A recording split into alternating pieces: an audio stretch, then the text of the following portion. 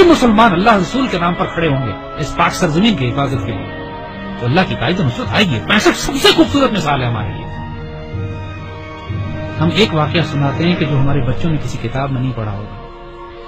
جب لاہور پر حملہ کیا انڈین ڈویژنز نے تو انڈین جرنیل اپنے سپاہیوں کو یہ حوصلہ بڑھانے کے لیے کہہ رہے تھے کہ لاہور اب صرف 3 میل 4 میل دور رہ گیا, بس تمہاری آنکھوں کے سامنے تھوڑا سا آگے بڑھو اور لاہور تمہارے قبضے میں. مزاحمت شدید ہو رہی تھی اور پاکستان کے جوانوں نے اپنے آپ کو دشمن کے ٹینکوں کے سامنے ڈال دیا تھا روکنے کے لیے.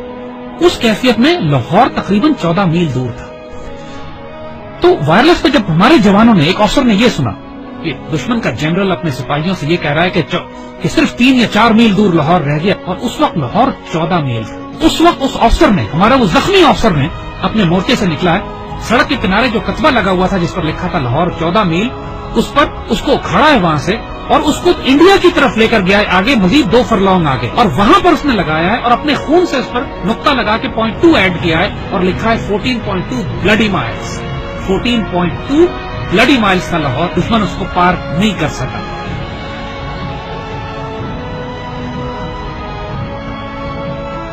جب شہداء پہنچنا شروع ہوئے سی ایم ایچ میں, انہوں نے دیکھا کہ اتنا پریشر تھا کام کرنے کا کہ مرد سارے کام میں لگے ہوئے تھے, تو ان زخمیوں کو ریسیو کرنے کے لیے نرسز تھی. تو شہداء کو انہوں نے نرسز کے حوالے کیا کہ آپ ان کو تیار کریں اور رکھیں ایک ہفتہ کے بعد ان کو بریل کے لیے لے جایا جائے گا. تو آنے والے جوانوں نے جب یہ دیکھا کہ بہنیں اور بیٹیاں ان شہداء کو ریسیو کر رہی ہیں تو ان کی آنکھوں میں آنسو آ گئے. واپس جا کے اپنی پوری یونٹ میں اعلان کیا کہ وہ شیرو دلیرو سینوں پہ گولیاں کھانا, پیچھے تمہاری بہنیں تمہیں وصول کر رہی ہیں. ایسا نہ ہو کہ تمہاری پشت دیکھیں اور یہ کہیں کہ یہ بغیر پشت پہ گولی کھا کر آیا.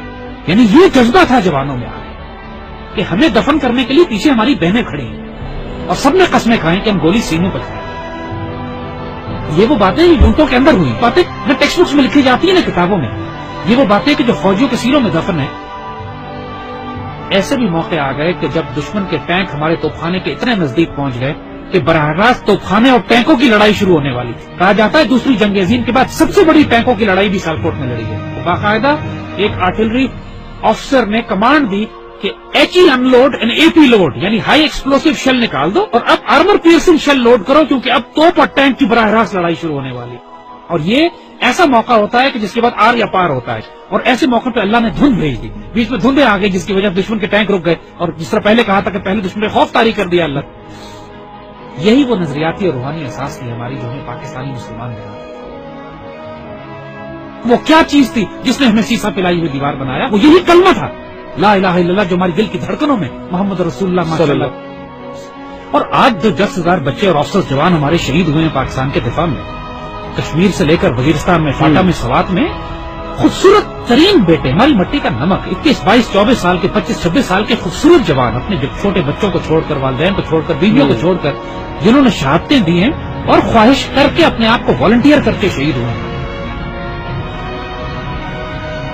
بہت بھاری قربانیوں کے بعد یہ پاکستان آپ کے حوالے کیا جا رہا ہے. اس پرچم کو گرنے نہ دیں, اس پرچم پہ سب کچھ قربان کر دیں. اس کی مٹی میں تمہارا خون شامل ہو گیا نا, 2 جہانوں میں خوش نصیب ہو جاؤ. اس مٹی کو چھوڑ کر چلے گئے بد نصیب ہو جاؤ. جو اس پاکستان میں بستا ہے اس آیا خدائے ذوالجلال نے کہ دیکھو اس پاکستان کو ہلکا نہ لینا, یہ اللہ کے رازوں میں سے ایک راز ہے, اس پر قربان ہو جاؤ. سب سے سستا سودا ہے, سب سے اعلیٰ سودا ہے. یہ ہمارے بیٹے جو اس پہ قربان ہوتے ہیں نا, یہ سوال نہیں کرتے کہ اس پاکستان نے ہمیں کیا دیا. اس پاکستان کو آج آپ کی ضرورت ہے. Make a stand, stand form, stand United.